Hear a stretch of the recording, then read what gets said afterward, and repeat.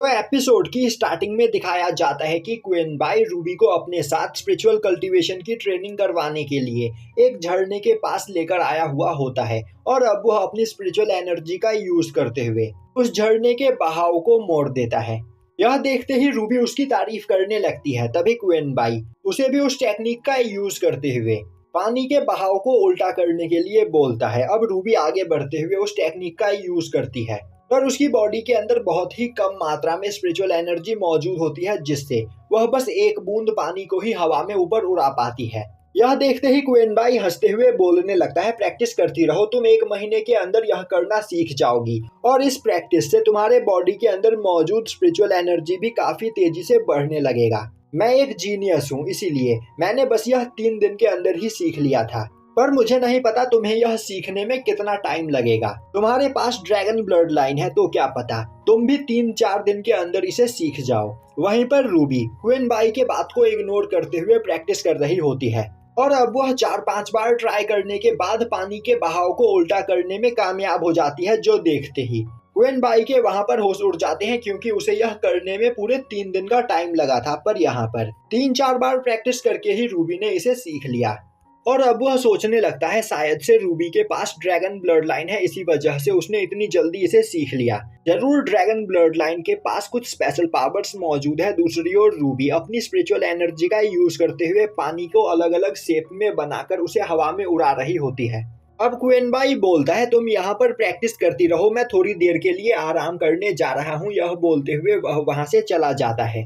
अब हमें फोर्जनिंग मैंसन दिखाया जाता है, जहाँ के सभी लोग रिफाइनिंग मास्टर है और वह लोग अपनी रिफाइनिंग टेक्निक का यूज करते हुए काफी ज्यादा पावरफुल वेपन्स बनाते हैं। तभी एक ओल्ड मैन काफी तेजी से भागते हुए फोर्जनिंग सेक्ट के मास्टर क्वीन लियान के पास आता है और बोलता है, मास्टर यहाँ पर एक बहुत बड़ी प्रॉब्लम हो गई है। अब उस ओल्ड मैन को चिल्लाते हुए देखकर क्वीन लियान गुस्से में बोलता है, आखिर तुम इतने ज्यादा परेशान क्यों हो। तभी वह ओल्ड मैन माफी मांगते हुए बोलता है, मास्टर डोंगलिंग किंगडम यहाँ पर खतरे में है और उन्होंने हमसे मदद मांगा है। तभी क्वीन लियान का बड़ा भाई क्वीन रैन वहां पर आते हुए बोलता है, तुम्हें इतना ज्यादा परेशान होने की कोई जरूरत नहीं। डोंगलिंग किंगडम का एम्परर बस हमारे साथ मजाक कर रहा होगा और उसने कोई पार्टी रखी होगी जिसमें वह हमें बुलाना चाहता होगा। वह ओल्ड मैन बोलता है, नहीं मास्टर, यहाँ की सिचुएशन बहुत ही ज्यादा सीरियस है। अचानक से डोंगलिंग किंगडम की टेरिटरी में एक अजीबोगरीब सिटी कहीं से आ गया है। यह देखकर किंग ने उस सिटी को एक्सप्लोर करने के लिए अपने 1000 सोल्जर्स को उस सिटी में भेजा, पर वह सभी 1000 सोल्जर अचानक ही कहीं गायब हो गए।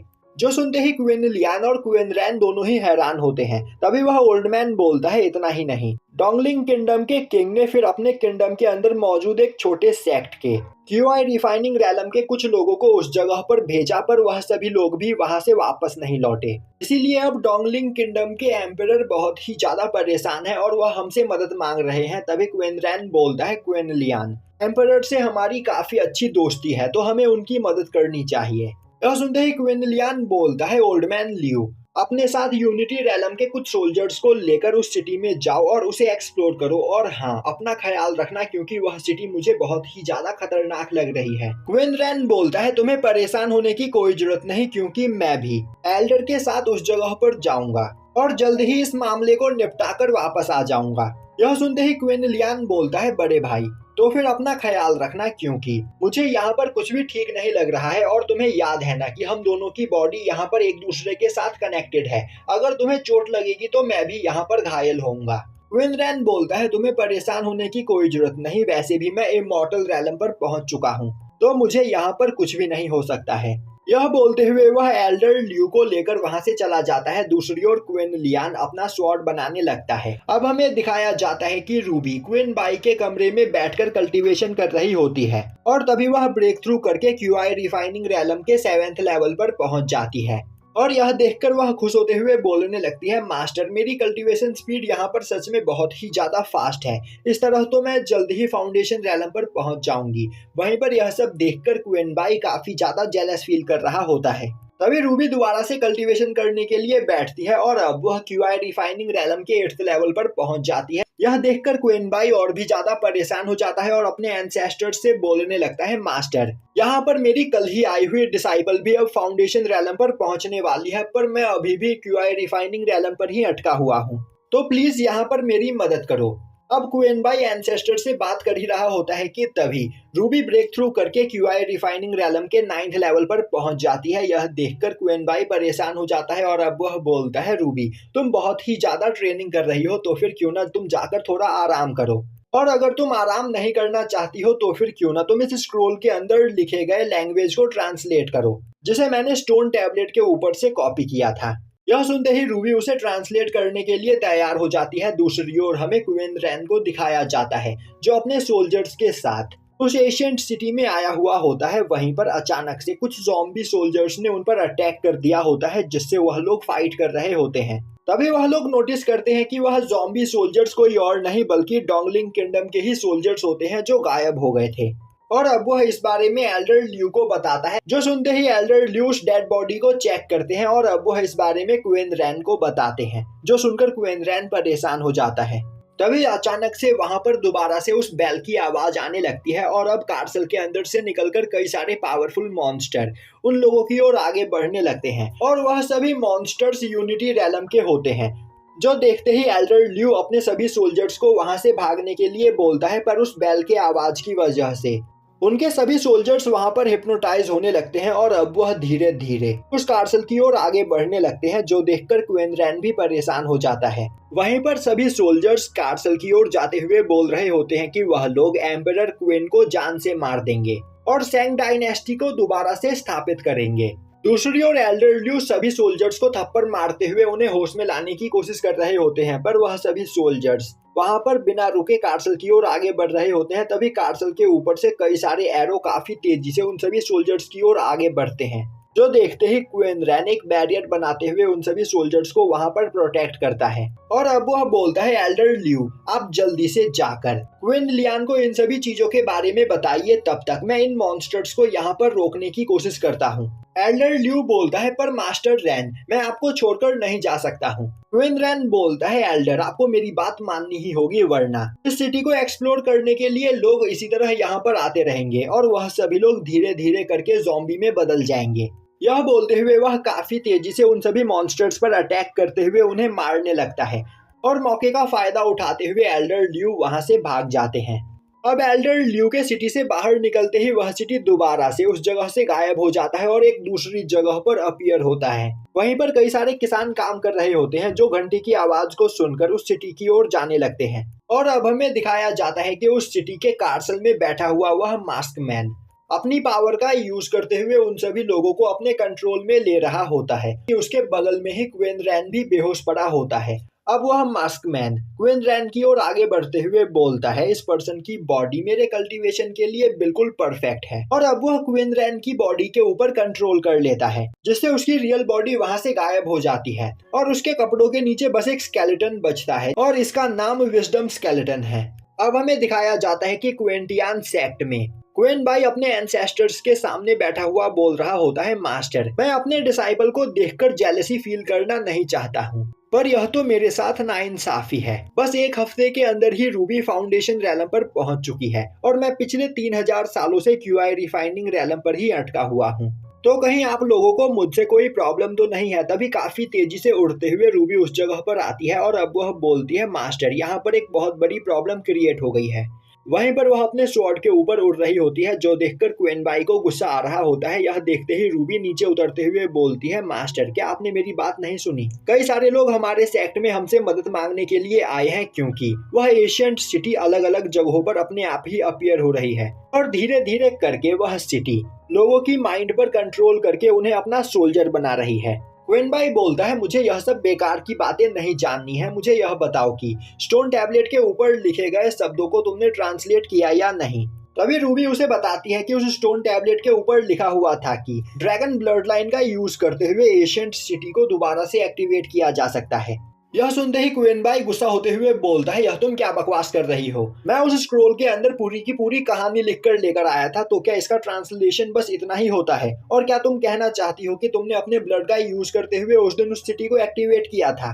तभी एक दूसरा डिसाइपल उड़ते हुए उस जगह पर आता है और बोलता है, मास्टर क्वीन बाई कई सारे सेक्ट के लोग आपसे मिलने के लिए आए हैं और वह जल्द से जल्द आपसे मिलना चाहते हैं, क्योंकि यहाँ पर एक बहुत बड़ी प्रॉब्लम क्रिएट हो गई है। यह सुनकर क्वेनबाई कुछ सोचने लगता है और अब वह उस डिसाइपल के स्वॉर्ड पर खड़ा होते हुए बोलता है, तो फिर जल्दी से मुझे सभी लोगों के पास लेकर चलो। और अब वह रूबी को भी उस जगह पर पहुंचने के लिए बोलता है, जो सुनते ही रूबी अपने स्वॉर्ड पर बैठकर काफी तेजी से उड़ते हुए वहां से आगे चली जाती है।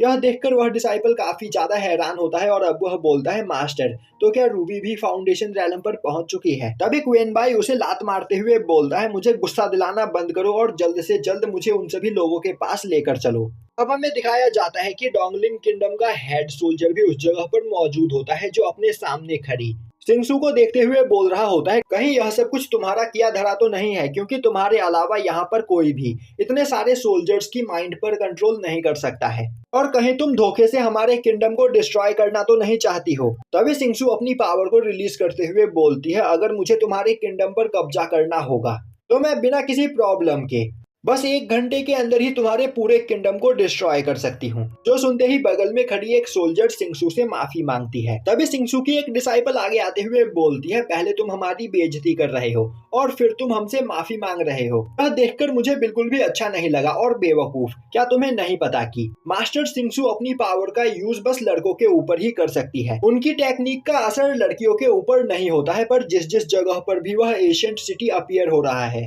उस जगह पर रह रहे लड़के और लड़कियां दोनों ही सिटी की ओर अट्रैक्ट हो रहे हैं और गायब हो जा रहे हैं। तभी मेटाफिजिकल एकेडमी का प्रिंसिपल उन दोनों को वहां पर शांत करते हुए बोलता है, हमें आपस में फाइट करने के बजाय इस प्रॉब्लम से निपटने के बारे में सोचना चाहिए।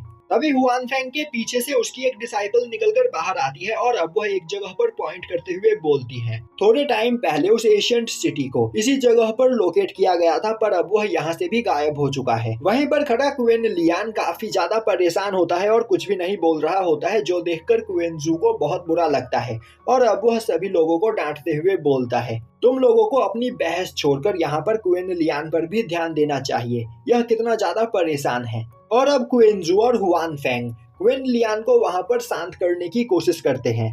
तभी रूबी उस जगह पर पहुंच जाती है और बोलती है, यहाँ पर सब चीजें कैसी चल रही है? अब रूबी को देखते ही क्वेनजू आगे आते हुए बोलता है, आखिर मास्टर क्वेनबाई कहाँ पर है? तभी क्वेनबाई भी वहां पर उस डिसाइपल पर चिल्लाते हुए पहुंच जाता है। अब क्वेनबाई वहां पर इतने सारे लोगों को देखकर काफी हैरान होता है और बोलता है, तुम सभी लोग यहाँ पर कर क्या रहे हो? तभी हुआन फेंग उसके पास आते हुए उसके कान में बोलता है, क्वेनबाई, शायद से हमसे यहाँ पर कोई बहुत बड़ी गलती हो गई है। जब हम पिछली बार इमॉर्टल लैंड में गए थे तब शायद से हमने गलती से एशियंट सिटी को एक्टिवेट कर दिया था और अब वह एशियंट सिटी यहाँ पर चारों ओर तबाही मचा रहा है। अब क्वेनबाई आगे बढ़ते हुए सभी लोगों को शांत करके उन्हें एक जगह पर बिठाता है। तभी क्वेन लियान आगे बढ़ते हुए बोलता है, मास्टर क्वेनबाई, प्लीज यहाँ पर मेरे बड़े भाई को बचाने में मेरी मदद कीजिए। मेरे और मेरे बड़े भाई की बॉडी एक दूसरे से कनेक्टेड है और मैं यहाँ पर फील कर पा रहा हूँ कि मेरा बड़ा भाई कितने ज्यादा पेन में है। क्वेनबाई बोलता है, तुम लोगों को परेशान होने की कोई जरूरत नहीं, मैं सब कुछ संभाल लूंगा। तो मुझे बताओ आखिर वह सिटी है कहाँ पर? अभी अकेडमी का प्रिंसिपल क्यों चिल्लाते हुए बोलता है, यह कोई भी नहीं बता सकता है कि आखिर वह सिटी है कहाँ पर, क्योंकि वह सिटी हर कुछ घंटों में कहीं पर अपीयर होता है और फिर वहां से गायब हो जाता है। वहीं पर खड़ी रूबी उन जगहों को देख रही होती है जहां पर पहले वह सिटी अपीयर हुआ होता है और अब वह अपने पास से एक पेपर निकालते हुए बोलती है, मुझे पता है अगली बार वह सिटी कहाँ पर अपीयर होगा। वह सिटी एक फॉर्मेशन पैटर्न ड्रॉ कर रहा है और वह अलग अलग जगहों पर अपीयर होते हुए यह फॉर्मेशन बना रहा है। अब वह उस फॉर्मेशन को मैप के ऊपर रखते हैं और देखते हैं कि अब तक वह सिटी 4 जगहों पर अपीयर हो चुका है और अब वह इस फॉर्मेशन पैटर्न के ही हिसाब से किसी दूसरी जगह पर अपीयर होगा। तभी रूबी एक और पॉइंट करते हुए बोलती है, अगली बार वह सिटी यहाँ पर अपीयर होगा और यहीं पर यह एपिसोड खत्म हो जाता है।